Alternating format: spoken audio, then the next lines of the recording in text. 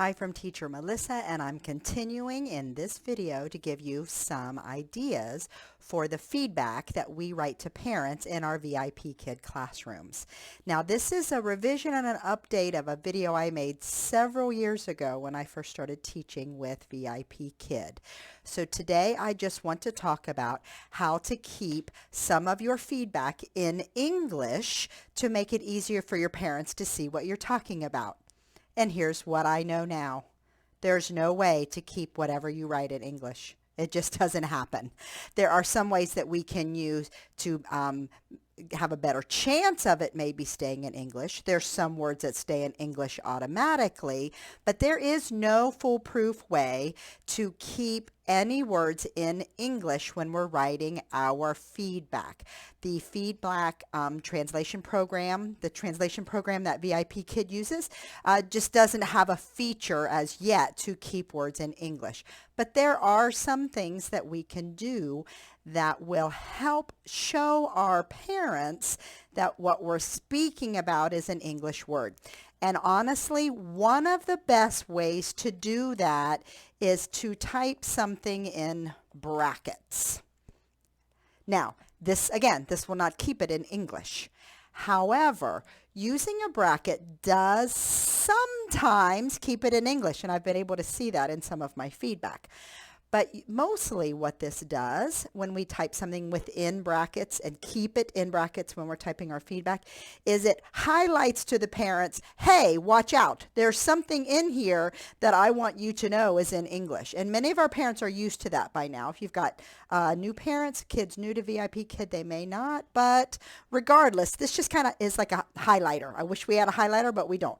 So I will often put my vocab words in brackets that I'm talking about, that I want the student to practice more, or that a pronunciation issue that we are having, I will put it in brackets, okay? So that is one thing, and the point is to just keep that highlighted to the parents that you want them to look at these, okay?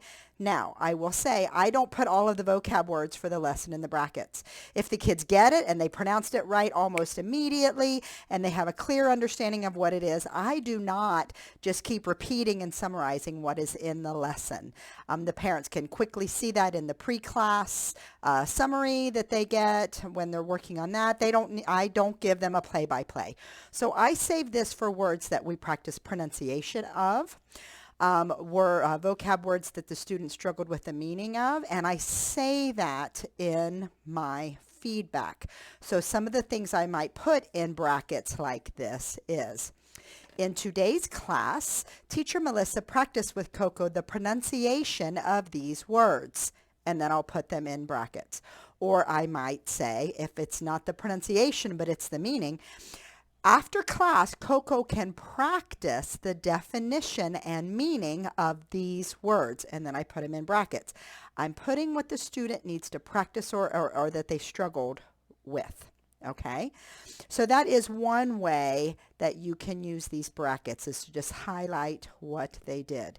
Now, so for instance, if you're typing a name, it does not need to go in brackets because it's going to keep it in those letters. Like there's no translation for my name, Melissa.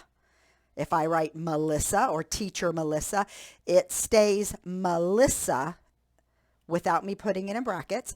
And the Mr.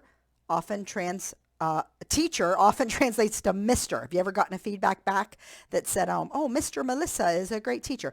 It's because the translation app is kind of flipping those because it means Mr. means teacher.